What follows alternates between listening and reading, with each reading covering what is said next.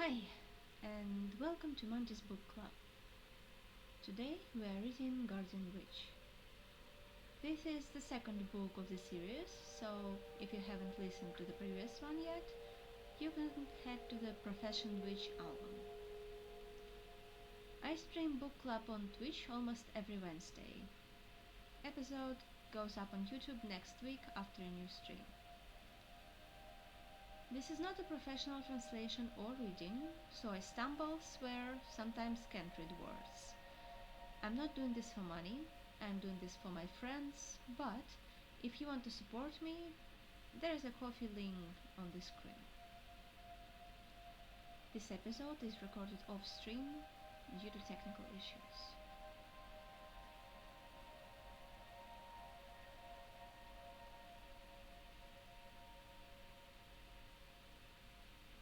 Today we are reading chapter 2.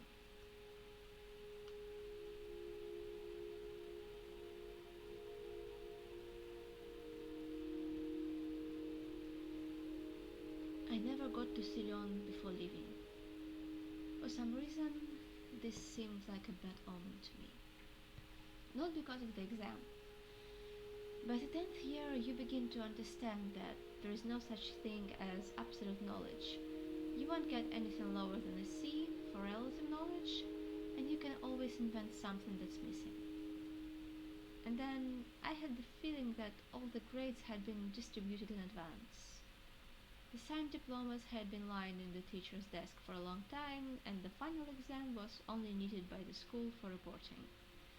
Had our teachers really not figured out who was good at what in 10 years? Of course, no one wanted to lose face, but there was no point in worrying too much. Without hurrying, but also without wasting time, I stuffed my textbooks, notes, scrolls, sheets and scraps of paper with notes into my saddlebags. Dressed for the road and having sent Krina and Kela to Leshy, they traditionally wished me no fluff no feather, left the gallop. Leon didn't even come out onto the porch of the house. The further I rode, the more I wanted to turn my horse and gallop back at full speed. The feeling that I was abandoning a friend in trouble grew stronger. At the same time, I could clearly imagine Leon's face if I returned from halfway to make sure of his well-being. Although the Gaba vampires would lay down their bones before a single dust particle fell on their precious lord. As soon as the Gaba disappeared from sight, the anxiety began to subside, but it never completely disappeared.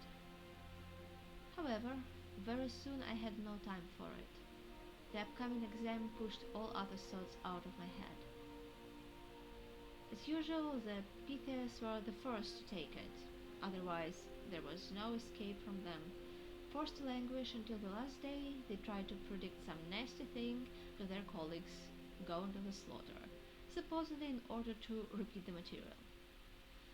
The next day, the examiners tormented the practical magicians, and the last of all, the most patient and uncomplaining herbalists.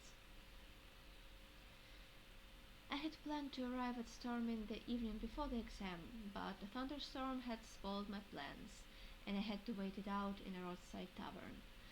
So I arrived to the school in the midst of the hustle and bustle.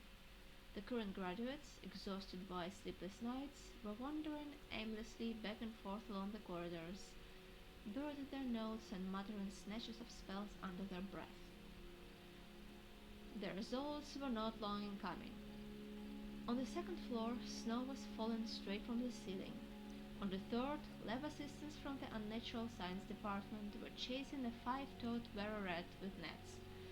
Lightning flashed overhead every now and then. Once I crashed into an invisible wall, erected in an open doorway, then barely managed to pull my foot away from the pentagram drawn on the floor, which immediately burst into a 3-foot column of fire, leaving behind a black, smoking outline. 2 graduate students, puffing, carried a long table covered with a velvet tablecloth into the examination room. The table deftly bent on the turns, the tablecloth disgustedly pulling its corners, dodging the pulsars hovering in the air. It was quieter in the doorway. A forgotten zombie, methodically and sadly plucking leaves from a once lush ficus, hastily hid behind a tall tub upon seeing me.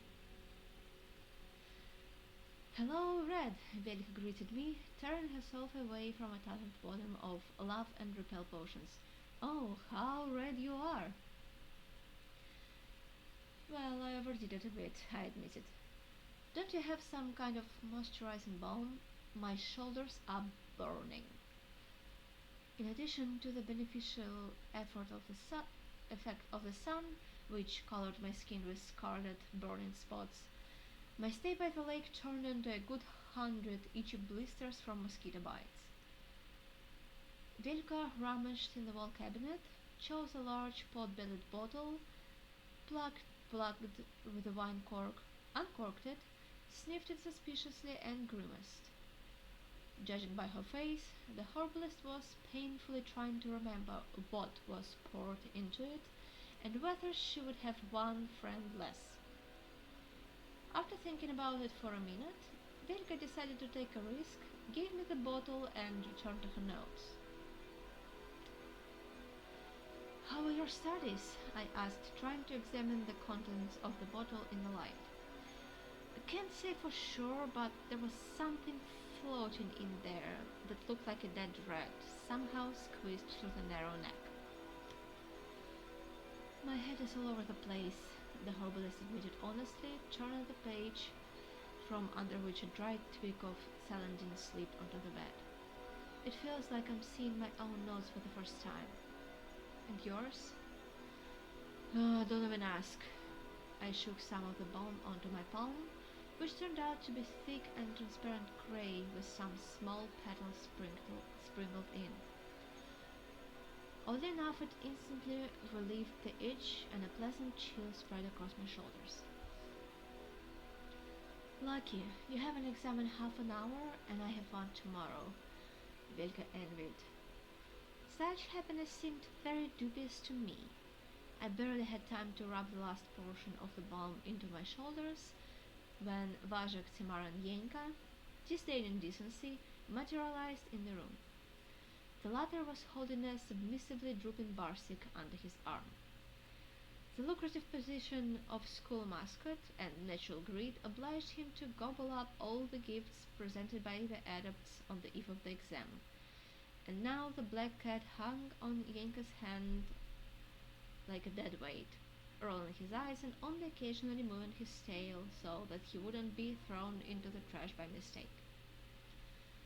The others had such a hunted look, as if they had killed someone and wanted to foist the corpse on us for safekeeping. "Well, finally! You've shown up. Where have you been, Redhead?" "I am not Redhead," I snapped back, more out of habit. As luck would have it, with age my light brown hair had become increasingly copper-colored. "I am Gold." "Oh, Timar mimicked. "Better tell me, are you ready for heroic deeds and great accomplishments? Are the priceless grains of perfect knowledge immortalized for posterity? Are you ready to bestow them upon the suffering? Or, blinded by pride, will you refuse to lend a helping hand to the orphans and the wretched?" "You mean, how am I doing with my exam preparation? Did I write cheat sheets, and will I prompt you when you start to drown?" "Clairvoyant," Timur sighed respectfully. "Yes, I will prompt you, of course. Where will I go? If I remember something myself." "Yeah, you're talking," my friends and colleagues said in unison. "Get ready, beautiful maiden, to fight the evil elders." "No fluff, no feather," Velka admonished us. "Tudeshi," I responded heavily, closing the door. The evil elders, in the person of former postgraduate students and now a third-degree master Almid, object magic, a second-degree master Cranian, herbalism, and a fourth-degree master Rodomir, elemental magic, greeted us very warmly. once again confirming my guesses regarding the pre-signed diplomas. The exam had not yet begun. They were waiting for the teacher, Alka, aka Sandenir Krylov, a first-degree master of practical magic, or simply Director Xander. Sent into the auditorium in a crowd, the adepts first rushed to the table with tickets. They turned them out, groaned, clutching their hearts, rolled their eyes, tried to somehow mark the most learned ones, or at least remember their location. The masters only laughed without making any comments. But then, knocking with a thick ash staff, the teacher entered the auditorium. The staffs of the other members of the commission stood peacefully behind their chairs. They were no more than symbols, the same as the robes and high caps worn on special occasions. Even the most resilient magician would not drag a heavy staff inlaid with silver and stones, even one with magical power, everywhere. If practitioners used additional sources of power, they preferred bracelets, medallions, or rings. The conversations and noise immediately died down. We remembered with horror that we had come to the state exam of magic, and the commission reluctantly sat down in their places, ready to listen and evaluate our meager knowledge. Firstly, the teacher took the cheat sheets from Bajak. Then he reprimanded me. Volha, stop clicking your teeth. I am afraid to be in the same classroom with you. I obediently clenched my jaws. The teeth stopped chattering, the legs began to tremble. The teacher glanced on the table with the tickets, frowned. All the marks, scratches, bent corners disappeared like folds of clothing under a hot iron. Yenka, already reminiscent of a ghost in his pallor, became covered in spots that resembled those of a corpse. I sighed, realizing that under the second ticket from the left in the third row, there were no longer the three laws of necromancy, the Lupin-Babkin theorem, and the problem of the dematerialization. Stroking his beard in satisfaction, the teacher gestured for us to draw tickets.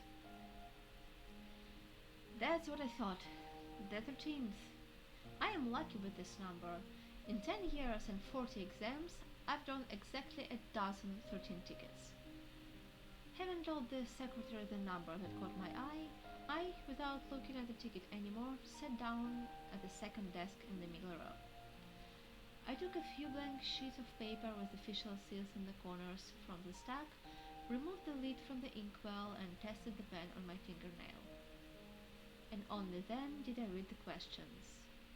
Hooray! I knew the first question by heart, the second one was easy to recall, and the third one turned out to be the damned history of the development of magic.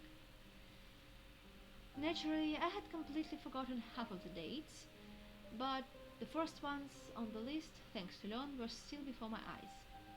I quickly transferred them to the paper so as not to lose them by the time I answered. The teacher stood up and walked between the rows, shamelessly peering into the desks in search of notes. Took a copy of the cheat sheet from Bajak. Stood over me, peering at the disordered scribbles. I habitually covered my scribbles with my hand. No matter how much the teacher swore, I could not get rid of this automatic gesture. I do not like it when people look over my shoulder. This time, the teacher kept silent and moved on. I looked around. Yenka, snorting, was drawing a diagram of a flying broom on a sheet of paper. Bajak was enthusiastically copying from a copy of a cheat sheet. Bajak's pathological passion for cheating was inexplicable. Having learned the notes by heart, having reread a bunch of primary literature and reviewed a mountain of additional literature, he could not resist the temptation to write tiny scraps of paper with pictograms that only he understood. Almost always he was caught, forced to pull out a second ticket and answer without preparation. Bajak invariably answered brilliantly, astounding the examiners.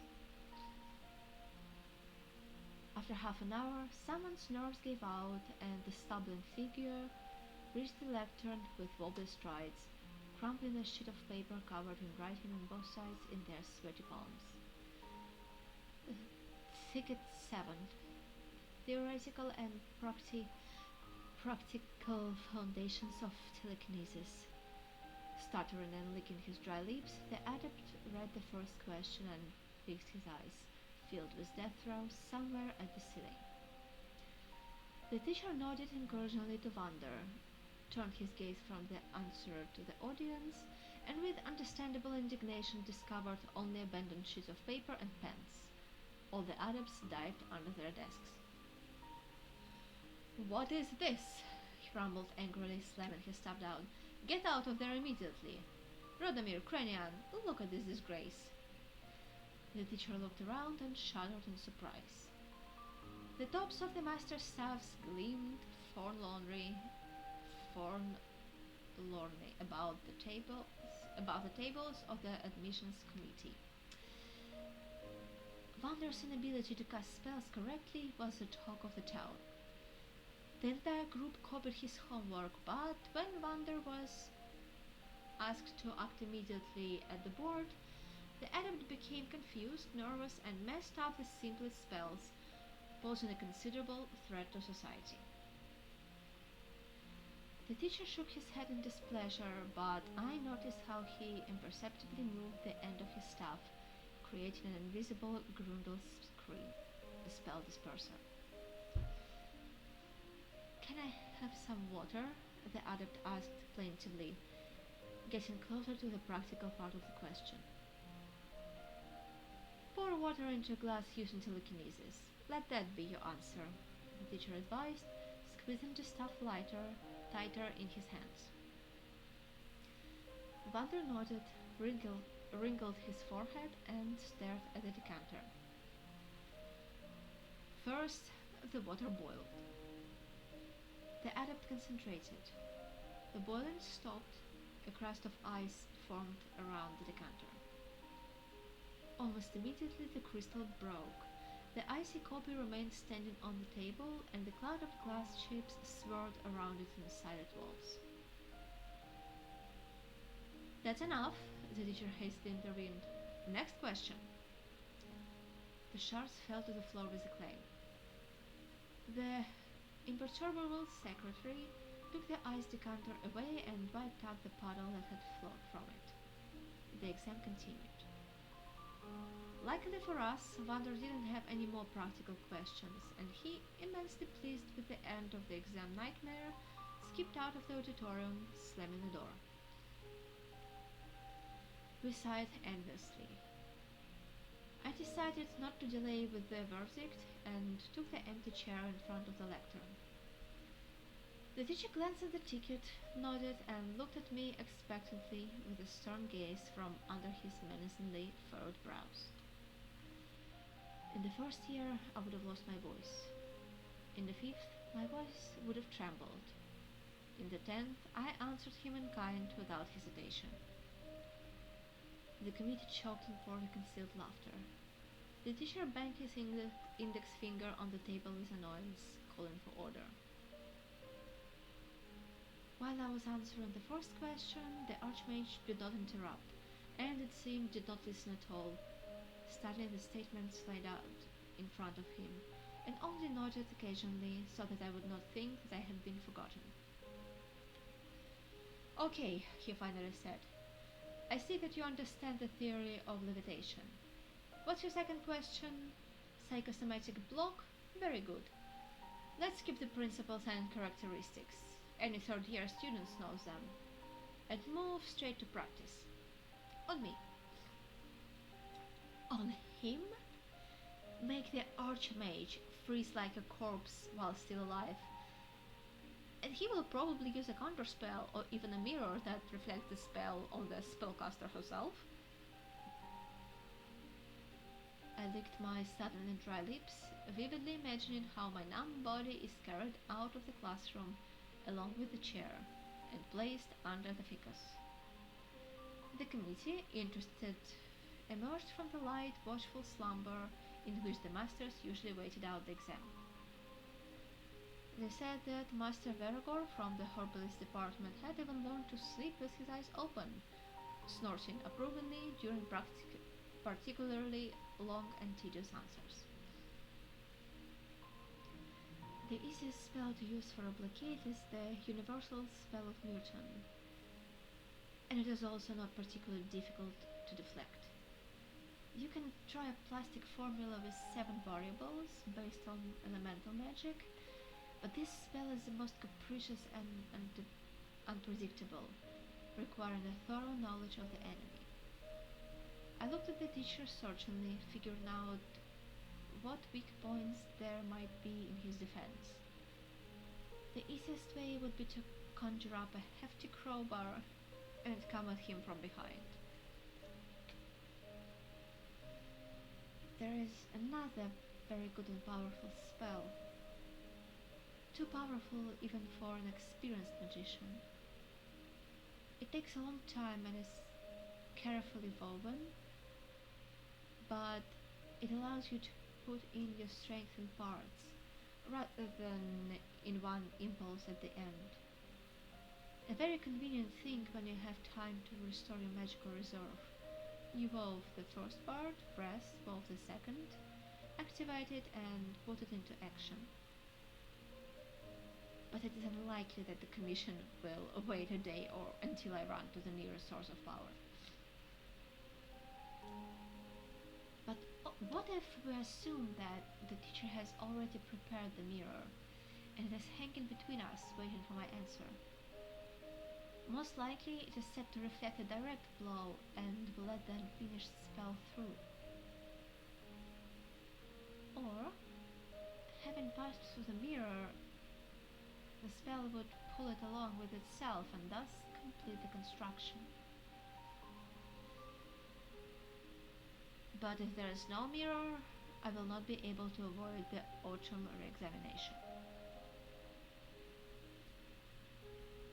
I connected the tips of my noticeably trembling fingers in a classical sphere, pretending to have stopped at Merton. Huge temptation for the opponent to put a mirror. While I myself, gloomily, absolutely not believing in success, said completely different words to myself, and just in case, closed my eyes so as not to see my shame. The spell went away. I didn't feel any rebound. Either it worked or it never finished building. At least it did not come back to me. One agonizingly endless second passed. Another one. I risked opening one eye. The teacher was still looking at me with the same searching squint, leaning forward a little. Almid, who was sitting next to me, mistrustfully extended his hand and waved it in front of the teacher's nose. I felt somehow uneasy. The adepts, seizing the moment, rushed to copy recklessly. Vajek solemnly fished a tiny lump of paper from behind his ear, which instantly grew into a 20-pound volume of theory and practice of working with space. Laid it out on his knees, and its pages began to flicker by themselves, stopping at the chapter Manipulation of Sizes. The masters waited a couple of minutes for decency's sake, but nothing changed, except that there was more noise in the audience. The adepts were hurriedly exchanging knowledge. Volha, an additional question, Krenyan said, clearing his throat. How are you doing with removing the psychosomatic blockade? I looked at the master plaintively, belatedly remembering that only the caster himself or his victim could dispel the spell I had cast, and I had no magic left at all, while the teacher, for some reason, was in no hurry to use his skill. Well, run to the assembly hall to the source, but quickly, the insightful Amit allowed. In a hurry, I knocked over a chair, jumped up from my seat and flew out the door like an arrow. It took me about 15 minutes to restore my reserve, and by the time I returned, the examination room looked more like a library. Auxiliary literature lay in heaps and scattered on all the desks. Someone's nasal voice came from the crystal cube hanging in front of Timar, dictating 18 differences between an oblid and a werewolf. The commission had no time for the adepts. Crowding around the teacher, they unsuccessfully tried to determine what and how I did to him. At the sight of me, the masters hastily sat down in their places, coughing into their fists with embarrassed respect. Having lifted the blockade, I guiltily curled up into a ball, expecting thunder and lightning. But the teacher, as if nothing had happened, chuckled approvingly, casually scribbled in the register, and allowed himself a short break, leaving the classroom for a couple of minutes. Almid took on the question on the history of the development of magic. The other masters nodded off in agreement. So, in what year did the highly respected Archmage Capricious pass away untimely? The former graduate student inquired ingratiatingly, smiling into his beard. Knowing full well that I had already earned a C and Almid would not give me any lower, his own ordeals at the state exam were too fresh in his memory. I lost the rest of my fear and, without even trying to remember, impudently suggested, in the year 341. And why so sad? The master asked curiously. Well, what's here to be happy about? Oh yeah, in the year 341 the Archmage had been dead for less than 2 centuries. The master sympathized sincerely. Well, so he died prematurely. How do you know how much longer he would have lived? Almid only sighed, looking sadly out of the window, in front of which an old chestnut tree was releasing shaggy candles of shoots. Birds were chirping outside, the sun was shining brightly, and Almid himself did not really remember the history of the development of magic. The master returned to the exam with obvious disgust. Olga, the last question. Pull yourself together, your grade depends on it. I looked at the teacher with distrust, expecting some kind of trick. So the question, what should I give you? An A, I blurted out joyfully. Almid sighed and signed his report. There were 4 reports in total according to the number of members of the commission, and what the other masters gave me remained a mystery until the beginning of the graduation party. But no one doubted that I passed the exam.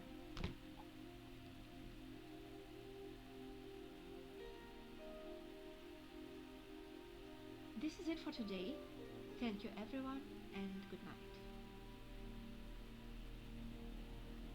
If you're interested, you can subscribe to the channel and find my Twitch and Twitter. I have the same name, acidmanticore, literally everywhere.